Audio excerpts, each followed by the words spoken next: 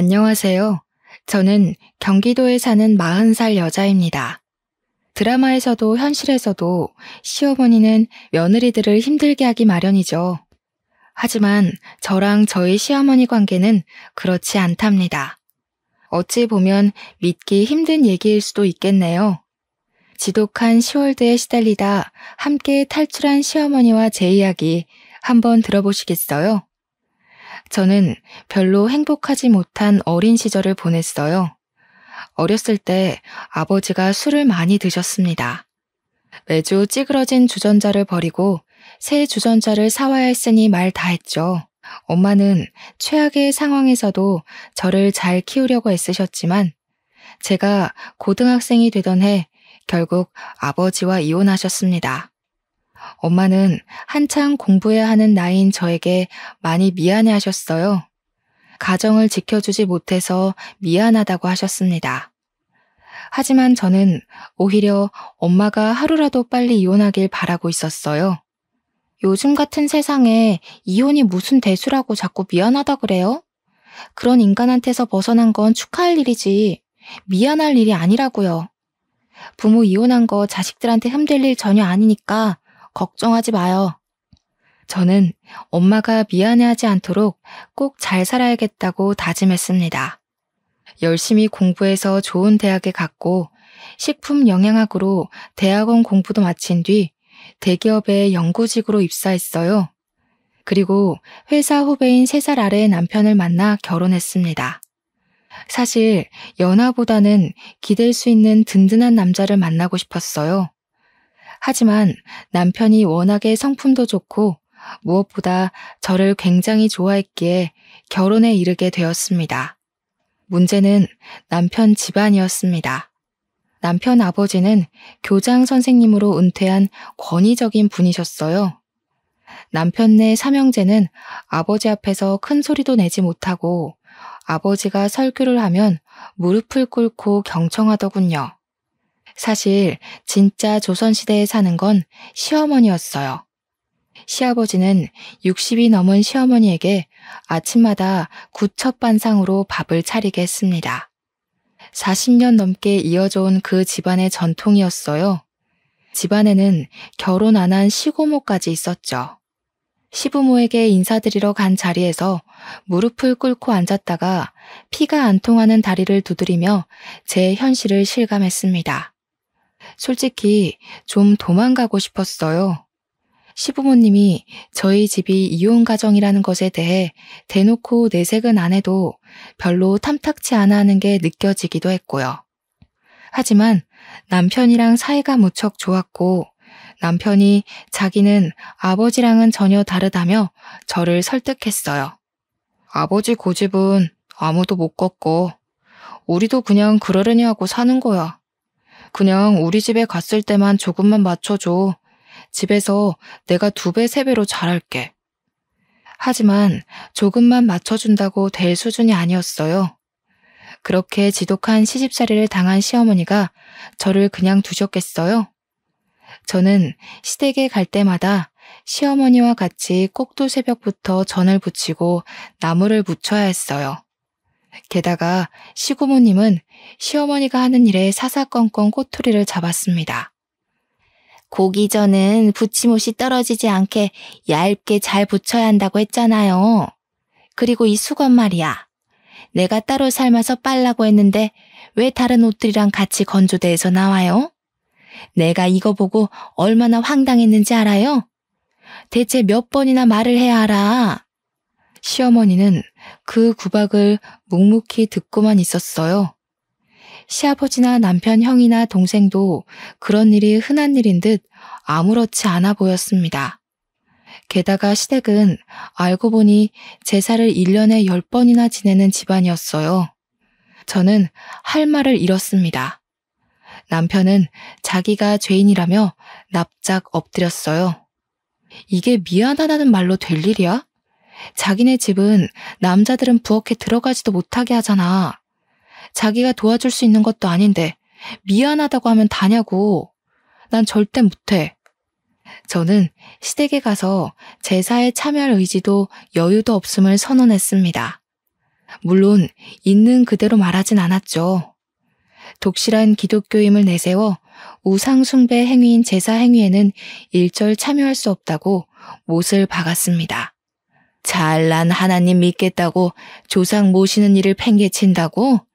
세아가, 네가 얼마나 잘났는지 몰라도 조상님들을 팽개치는 건 절대 못 참는다.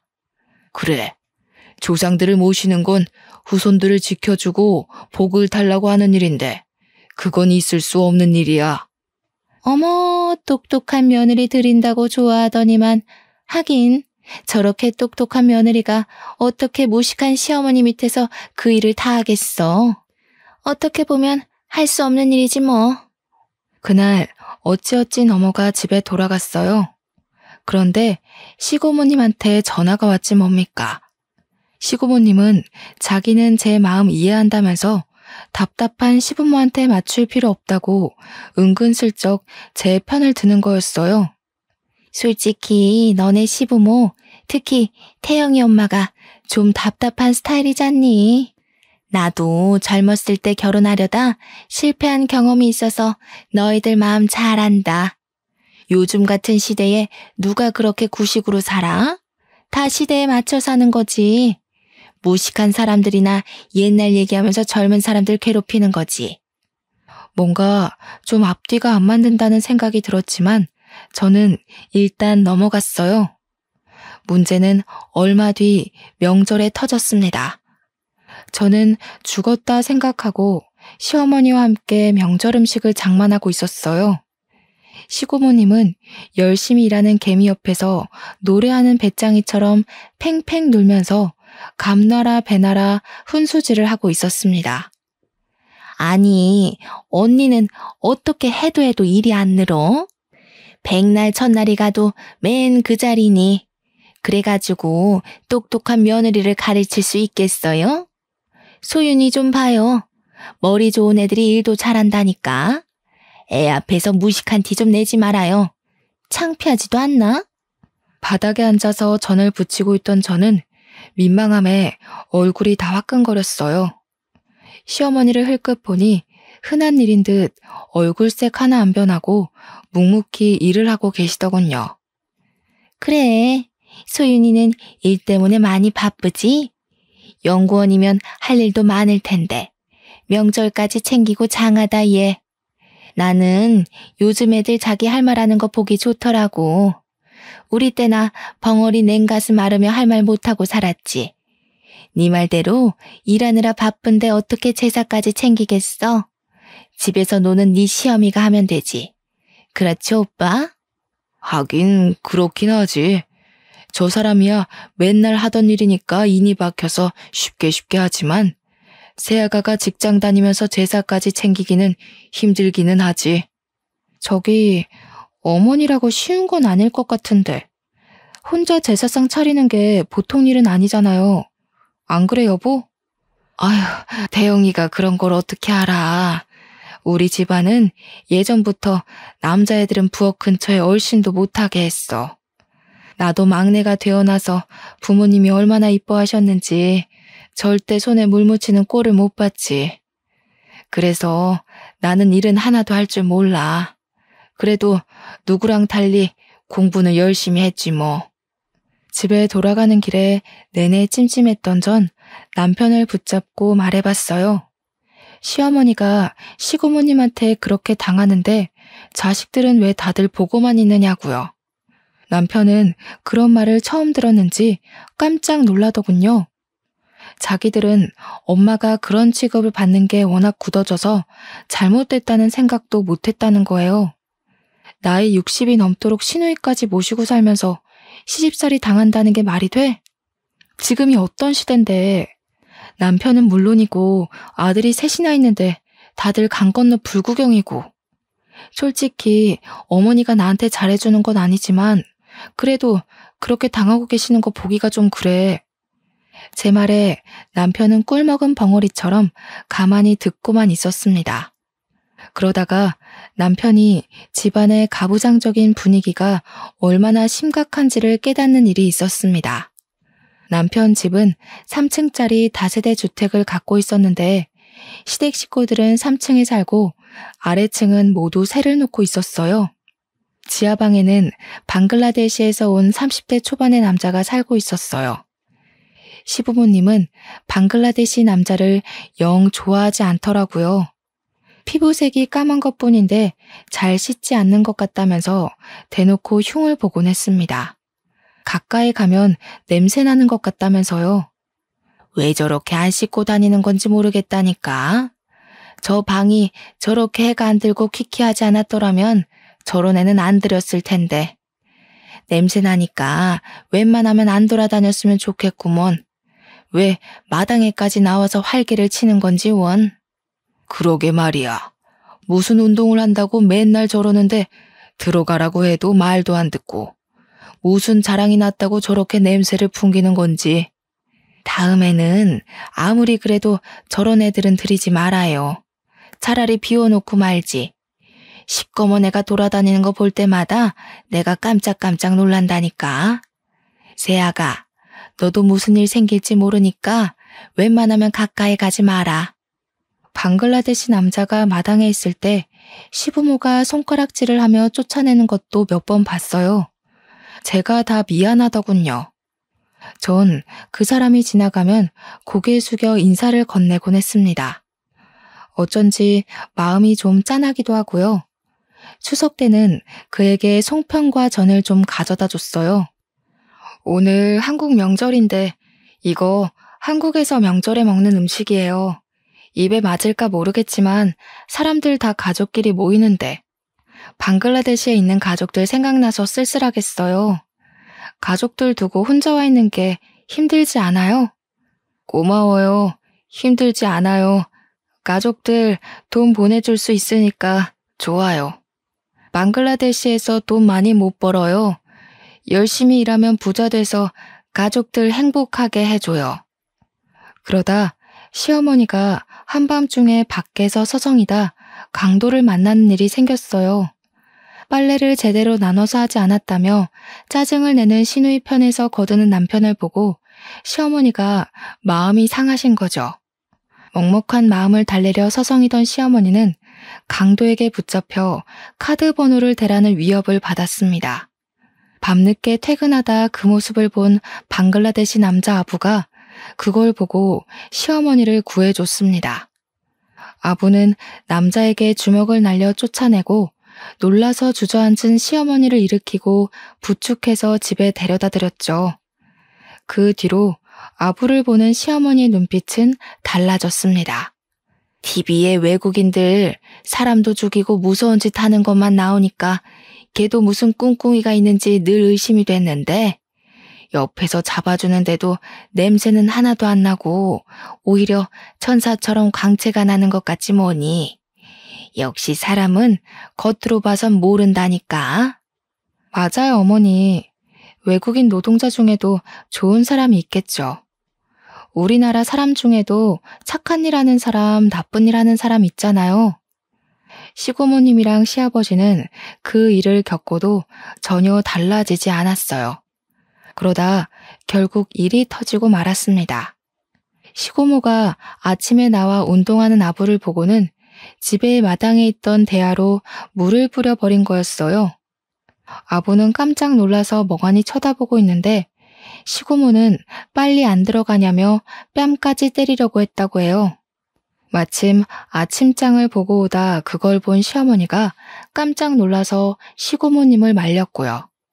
시고모님은 그런 시어머니를 밀어버렸습니다. 감히 나한테 명령을 하냐면서요. 하필이면 시멘트 바닥에 넘어지신 시어머니는 그만 팔이 부러지고 말았어요. 더 가관인 건 시아버지가 그 상황에서도 시어머니 편을 안 들고 시고모 편을 들었다는 겁니다. 하찮은 외국인 놈 편드느라 시누이를 화나게 한 시어머니 잘못이라면서요. 기가 막힐 노릇이죠. 시어머니도 드디어 폭발하고 말았습니다. 그게 어떻게 내 잘못이니? 불쌍한 애를 괴롭히는데 그럼 내가 그냥 가만히 있어야 하니? 네 아버지랑 고모는 어쩜 그렇게 한결같이 사람들이 매정에 빠졌니? 어려서 공부 못한 것도 서러운데 무식하다고 구박이나 받고 에이구, 내가 죽고 나서나 정신들을 차리지. 어머니, 잘못하신 거 하나도 없어요. 진짜 고모님도 그렇지만 아버님도 해도 해도 너무하시네요. 팔 나으실 때까지 집에 들어가지 마시고 여기서 좀 쉬세요. 진짜 그래도 되겠어?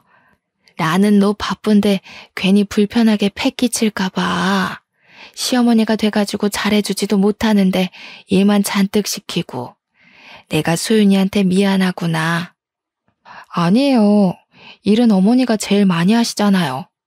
괜히 가서 무슨 일을 또 당하실지도 모르고. 여기서 쉬시는 게 저희도 마음 편해요. 그치 여보? 그리고 저는 남편에게 시아버지랑 시고모가 시어머니에게 사과하게 해야 한다고 말했습니다. 대체 시고모님이 시어머니를 다치게 하는 게 말이 되느냐고요. 남편도 엄마가 다친 걸 보고는 충격을 받긴 한 것 같더라고요. 제 말에 고개를 끄덕이며 제 아버지에게 전화를 걸었지만 소용이 없었죠. 남편 말에 따르면 시아버지는 시어머니에게 사과 안 하는 게 자기 자존심 문제라고 했다는 겁니다. 아버지의 말을 들은 남편은 더 생각이 많아졌죠. 그때 저희 엄마도 저희 집에 와서 얼마간 있기로 하셨어요. 엄마는 방문 요양보호사로 일하고 계셨거든요.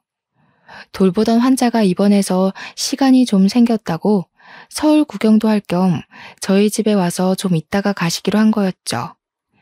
시어머니가 팔을 잘 못 쓰시니 요리도 마음대로 못 하시고 씻을 때도 어려움이 있었죠. 저희 엄마는 옆에서 시어머니를 많이 도와주셨습니다.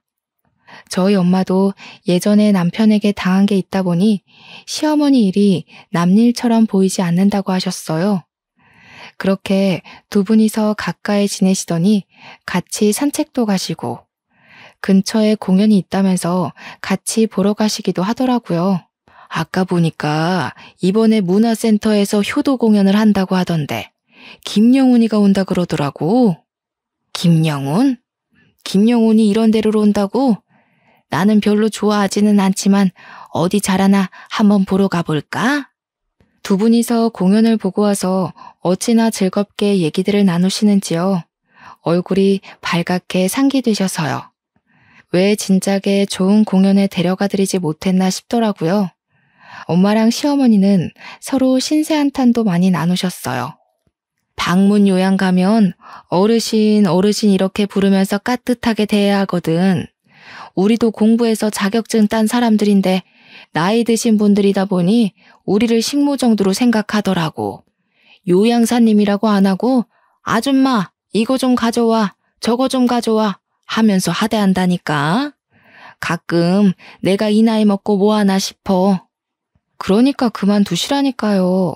엄마 생활비 보내드린다잖아요. 에이그 내가 또 무슨 할 일이 있다고 집에서 놀겠어? 노는 것도 놀던 사람이나 노는 거지. 우리는 놀 줄 몰라서 놀지도 못해. 아유 사부인은 그래도 남들한테 하대당한 거잖수. 나는 가족들 수발 다 들면서 욕먹는데 뭐. 못 배운 게 죄다. 내가 할 줄 아는 것만 있었어도 신우랑 남편한테 이런 취급 안 당하면서 살지. 이러면서 40년을 살았어요 내가. 사부인이나 나나 남편 복 없으니 팔자가 그러려니 해야지 어쩌겠어. 아니 점잖은 교장 선생님 부인이 그렇게 고생하면서 살지 누가 알았겠소? 소윤이 아빠야 툭탁하면 술 먹고 들어와서 집안을 뒤집어 놨지. 애 한창 클 때 그런 꼴 보면서 크게 한 게 지금도 미안하다니까. 어쩌겠소. 사부인 말대로 내 팔자가 그런 걸. 내 가만히 보니까 마음 편하게 사는 사람 몇 없더라고. 사람들 다 마음에 응어리 하나씩 갖고 살지. 그래도 이렇게 서로 이야기 나눌 사람이 있으니 얼마나 좋아요. 아들이 셋이나 있으면 뭐래? 여태까지 아무도 내 얘기 안 들어준걸. 나는 그게 안 된 일인지도 모르고 그러려니 하고 살았지. 아이고, 아들들이 있어도 도움이 안 되니 혼자서 얼마나 냉가슴 앓으셨겠소. 주변에도 보니까 딸이 있어야 한다고 그러더라고. 이제라도 우리한테 좀 마음 내놓고 그러고 살아요. 두 분은 그렇게 서로를 위로하며 더 친해지셨습니다. 사실 두 분 다 사회생활을 안 하시다 보니 몇십 년 만에 처음으로 마음을 터놓을 친구가 생긴 거였죠. 한날은 제가 마음을 먹고 저희 엄마랑 시어머니를 좋은 레스토랑에 데려갔어요. 두 분 다 열심히 집안일하고 밥 벌어먹을 걱정만 하셨지 좋은 데서 밥 한 번 못 드셔봤거든요. 남편은 친구들이랑 놀라고 밖에 내보내고 여자들 셋이서 분위기 좋은 음식점에서 맛있는 음식을 먹었습니다. 제가 엄마와 시어머니에게 하고픈 말이 있었거든요. 저는 엄마가 고생해서 뒷바라지 해주신 덕분에 공부를 잘 마치고 좋은 직장까지 얻었는데 엄마는 항상 제자리인 게 늘 마음에 걸렸거든요. 시어머니도 마찬가지였죠. 그 시절엔 여자애들을 공부를 안 시켰기 때문에 공부를 못했을 뿐인데 무식하다고 구박당하시는 게 얼마나 억울합니까?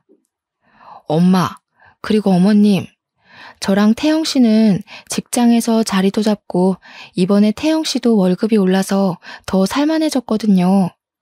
저희는 풍족하진 않아도 누릴 거 다 누리면서 컸는데 어머님들은 그러지 못하셨잖아요. 이제 자식들도 다 컸으니까 가족들 걱정일랑 조금 내려놓으시고 이제 자신들을 위해서 사셨으면 좋겠어요. 아이고, 우리가 이 나이에 무슨 욕심을 부리겠니? 너희들 잘 사는 모습 보고 손주 생기면 손주나 봐주는 낙으로 사는 거지. 두 분 다 저보다 훨씬 똑똑하시고 현명하신데 공부를 못하셔서 서름 당하면서 사시는 게 마음이 아파요. 저희가 도와드릴 테니까 검정고시 공부해 보셨으면 좋겠어요. 요즘엔 대학도 만학도 전형이라는 것도 있거든요. 형편상 공부를 못하셨던 고령자들한테 대학 입학 문턱을 낮춰서 공부할 기회를 주는 전형이에요. 저희 엄마는 이 나이에 무슨 공부냐고 하시는데 시어머니는 눈시울을 붉히고 아무 말씀도 안 하시더라고요. 제가 괜한 짓을 한 건가 싶었어요. 무시당하며 사는 것도 서러운데 제가 괜히 콤플렉스를 자극해서 마음 아프게 해드린 게 아닌가 해서요. 두 분은 결국 거절하셨습니다. 70이 다 됐는데 그냥 살던 대로 사는 게 좋다고 하시면서요. 시어머니는 별 말씀은 안 하시고 엄마 말에 고개만 끄덕이셨죠. 얼마 뒤 시어머니는 팔에 깁스를 풀기도 전에 시댁으로 돌아가셨어요. 아무리 그래도 집을 너무 오래 비우는 게 마음에 걸린다면서요. 그런데 며칠 뒤 시고모님한테 전화가 오는 게 아니겠어요? 시어머니가 없는 동안 시아버지랑 시고모님은 엄마 없는 아이들처럼 라면이나 끓여 먹고 집안은 엉망이 된 채로 살았습니다. 남편도 몇 번 집에 갔다가 학을 떼고 돌아왔죠. 다 큰 어른들이 어떻게 집안 꼴을 그렇게 하고 사냐면서요. 그게 그럴 수밖에 없는 게 모든 일을 다 시어머니한테 시켰으니 할 줄 아는 게 없을 수밖에요. 시아버지는 그제야 너는 어떻게 그렇게 할 줄 아는 게 없냐며 시고모님을 나무랐다고 하시고요. 그동안은 제가 시댁에서 오는 전화를 제대로 받지 않거나 바쁘다면서 금방 끊어버렸습니다. 시고모님은 저한테 전화해서 그동안 받았던 서름을 토로하는 한편 그 화를 시어머니에게 돌렸습니다. 며느리야, 내 말 좀 들어보거라. 너네 시부 말이다. 자기도 할 줄 아는 것도 쥐뿔도 없으면서 나한테 뭐라 그러지 뭐야. 요즘 세상에 여자만 일하라는 법 있어? 안 해본 건 전화나 똑같지 뭘. 네 시엄마도 그래. 그렇다고 2달 넘게 안 들어오는 게 말이 되니? 여자가 소박 맞고 싶어 작정한 것도 아니고. 고모님, 여자만 일하라는 법은 없으면 저희 어머님한테만 일 시키는 건 이상한 거 아닌가요? 그리고 어머님이 오죽하면 집에 안 들어가셨겠어요. 어머예, 나는 어릴 때부터 막내로 귀하게 자라서 집안일은 일절할 줄을 몰라요. 너네 시엄마는 내가 아주 정신을 차리게 일 시키고 있는데 뭐 세탁기 쓰지 말라고 다 손빨래 하라고 시켰어. 자꾸만 옷들을 섞어 빨아서 안 그래도 골치였잖니. 네? 세탁기를 못 쓰게 한다고요? 그래. 혼쭐이 나봐야 정신을 차리지 원. 안 그러면 손아래라고 시누이 무서운 줄 모르고 기어오르지 않니? 못 배웠으면 알아서 기는 맛이라도 있어야지. 무식한 주제에 제 주장은 다 챙기려고 하니 그게 문제지 뭐야? 무식한 사람 상대하는 우리도 피곤하다 얘. 너네 시엠이 집에 있을 때 너도 불편하지 않든? 아니요. 저희랑 또 저희 엄마랑 잘만 지내셨는걸요. 네가 아직 덜 당해봐서 그렇지. 손빨래하면서 정신 좀 차려보라고 했다. 어쨌든 집이 깨끗해지니까 살 것 같네. 말인지 방귀인지 알 수가 없었죠. 도대체 60년대도 아니고 세탁기를 일부러 못 쓰게 한다뇨. 세탁기가 여성들의 삶을 해방시켰다는 말까지 있는데 말이죠. 그날 저는 남편에게 말했습니다. 팔이 다 낫지도 않은 어머님한테 손빨래까지 시키며 시집살이를 시켰다는 게 말이 돼? 당신은 진짜 이런 걸 보고도 아무 생각이 없어? 솔직히 난 아무 생각 없었다는 당신도 무서워. 계속 이런 식이면 정말 당신이랑 사는 거 다시 생각해봐야 할 것 같아. 남편도 이번엔 충격을 많이 받은 모양이더군요. 방에 들어가더니 시아버지와 통화하는 소리가 들렸습니다. 아버지, 진짜 엄마한테 어떻게 그러실 수가 있어요? 엄마가 지금까지 아버지한테 얼마나 잘하셨는데요.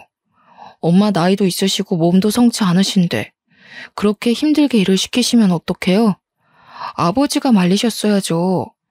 아버지랑 고모랑 엄마한테 사과하셔야 한다고요.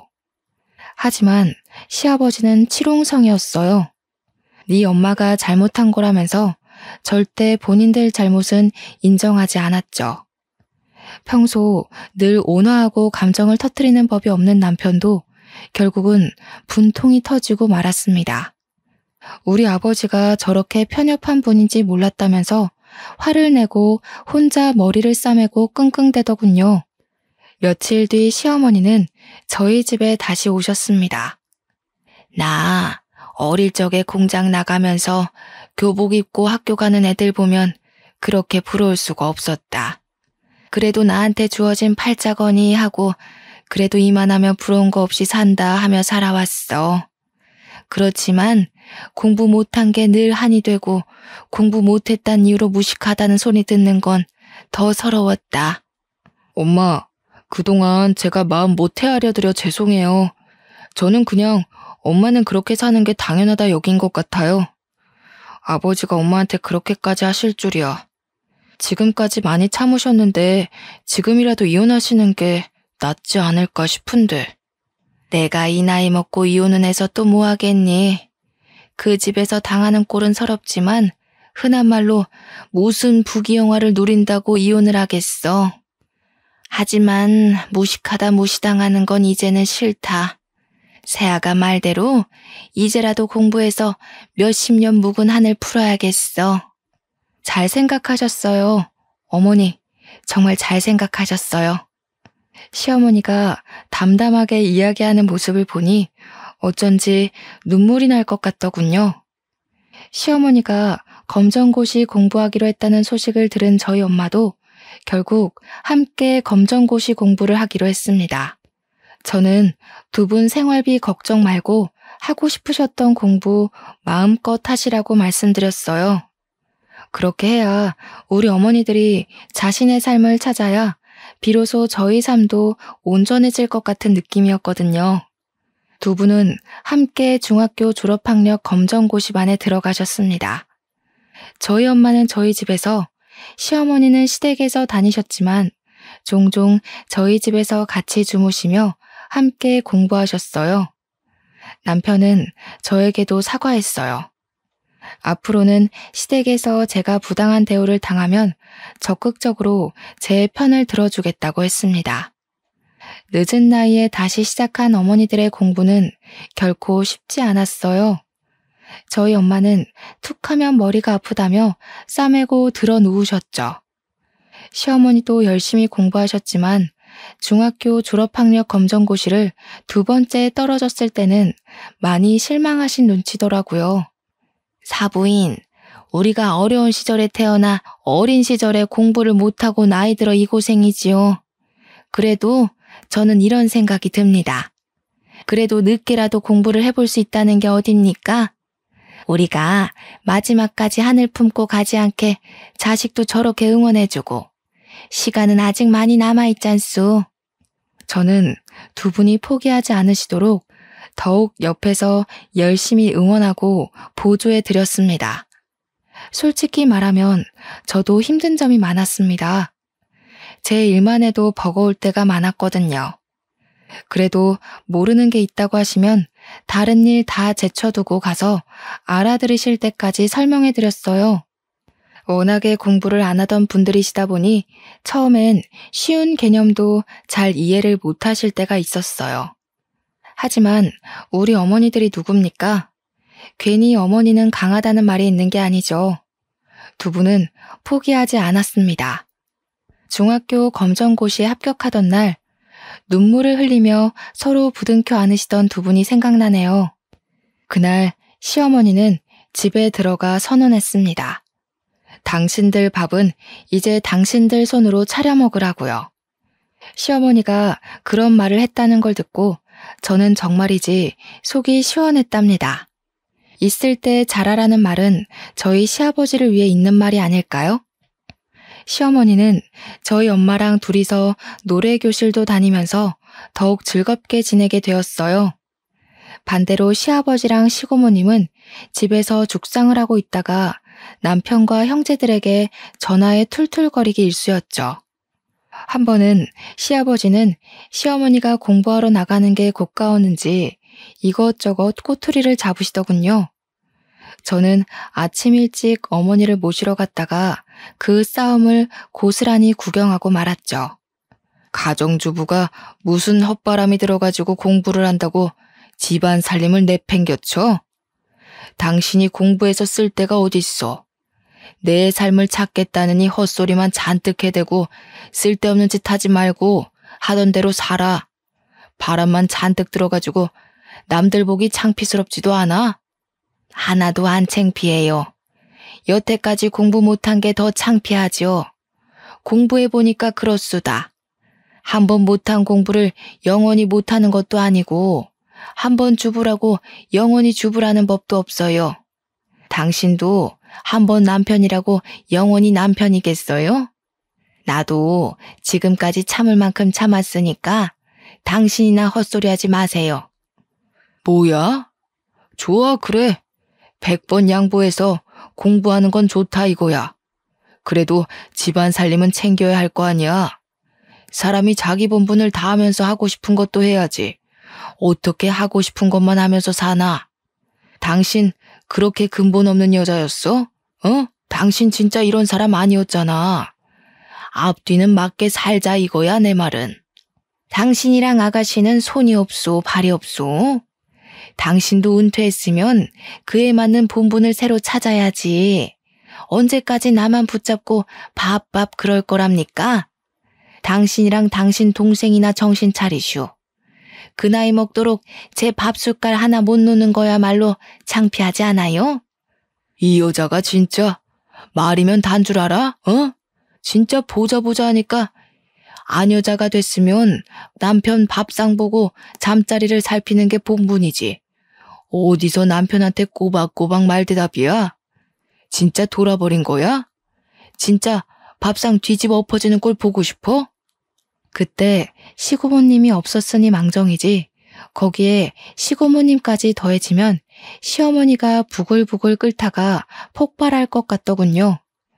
일은 엉뚱한 데서 터졌습니다. 잔뜩 골이 나서 속이 베베 꼬인 시아버지가 방글라데시 남자 아부에게 화풀이를 한 거였어요. 시어머니는 없고 배는 고픈데 시고모님은 옆에서 말만 많지 아무 도움도 안 되죠. 담배나 피우려고 나가신 겁니다. 그런데 아부가 쉬는 날이었는지 이불을 내다 마당에다 걸고 있는 걸 보신 거예요. 시아버지는 냄새나는 이불을 왜 거기다 거냐면서 아부에게 화를 내다가 급기야 손찌검을 한 거예요.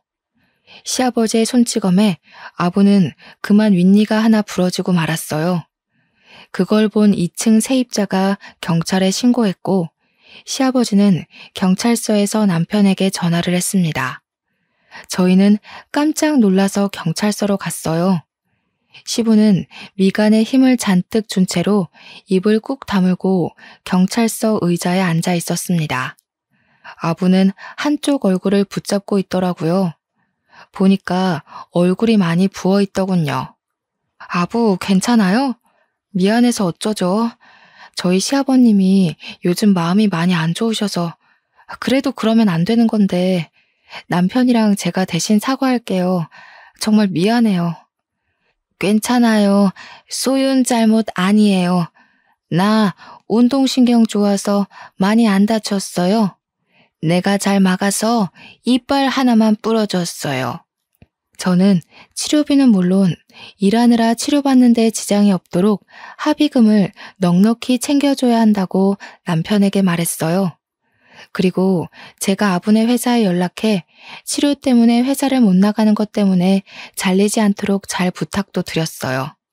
시어머니도 시아버지에게 아부에게 사과하고 합의금을 넉넉히 챙겨주라고 말했어요.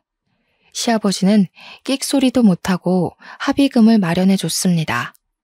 그런데 아주버님이 저한테 전화해서 화를 내는 게 아니겠어요. 제가 중간에 끼어서 아버님 편은 안 들고 그 외국인 편을 들어준다는 거였습니다. 재수 씨가 그러면 안 되죠.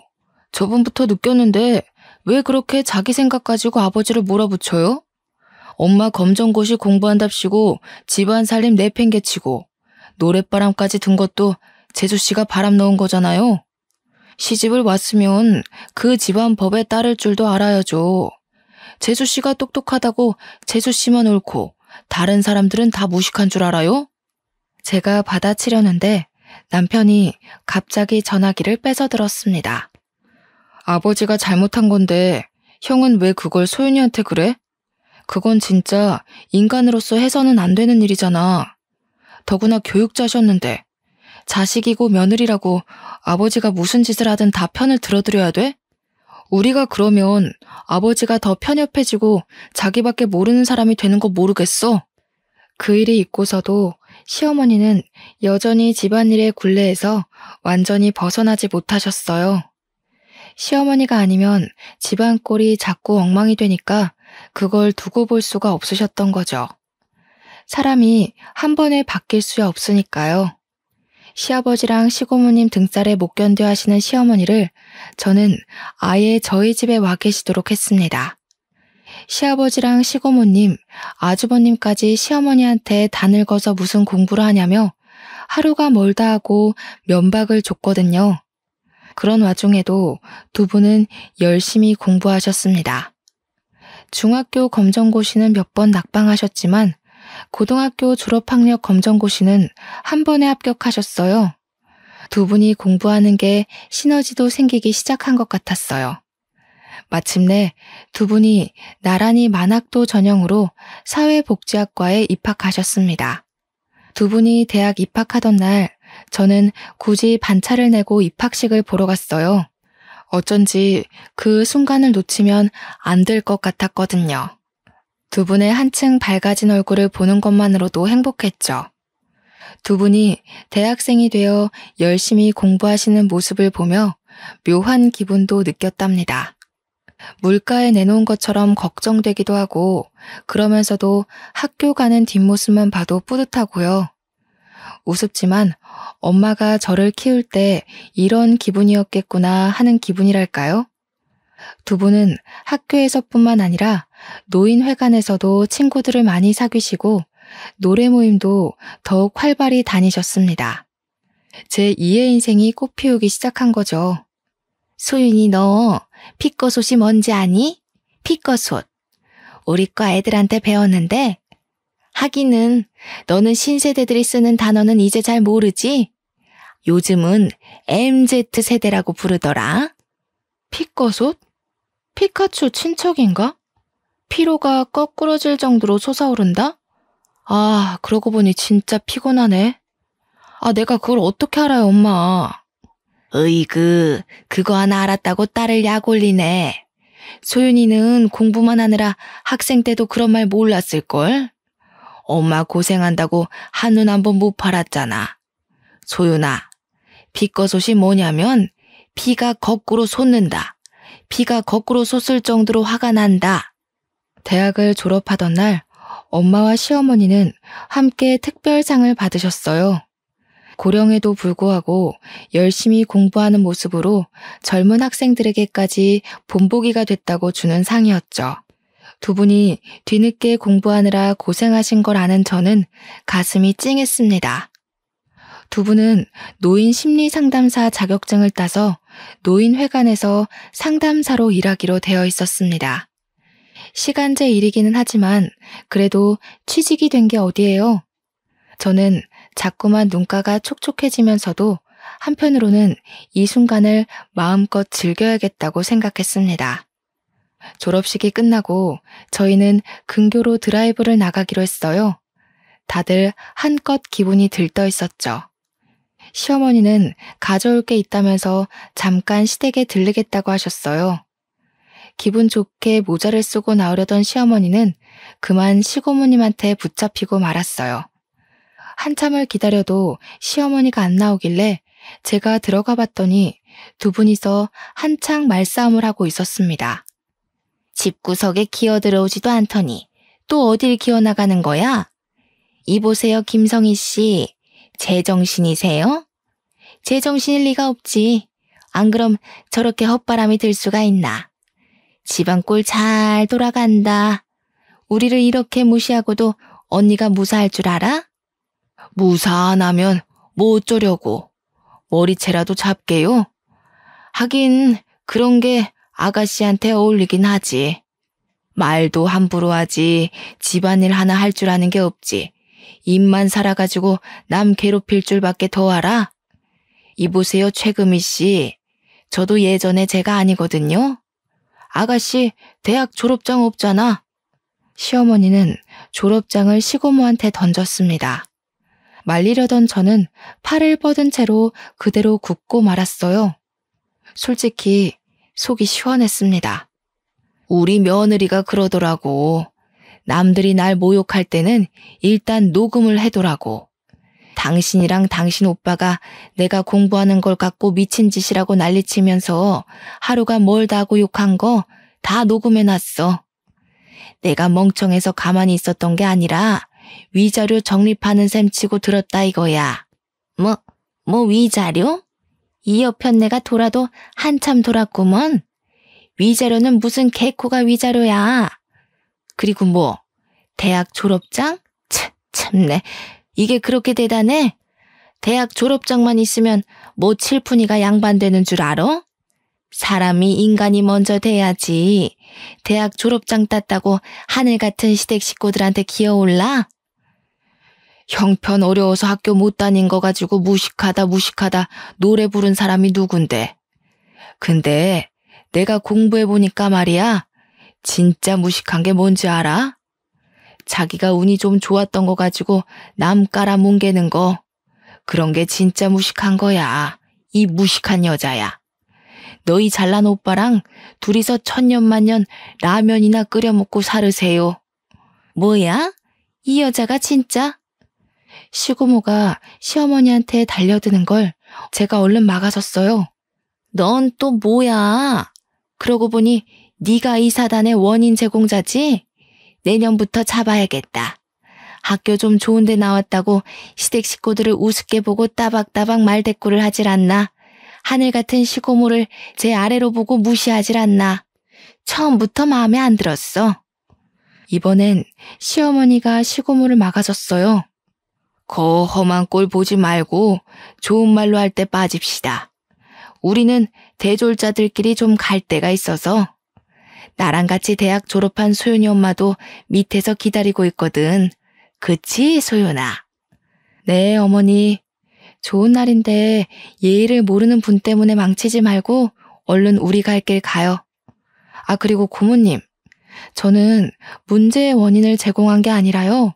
문제를 시정한 것뿐이에요. 그 정도는 논리적으로 이해하셔야 하는데 이해가 잘 안 되시나 봐요. 당신 오빠 오면 이거나 전해줘. 시어머니가 시고모에게 두 번째로 던진 건 이혼 서류였습니다.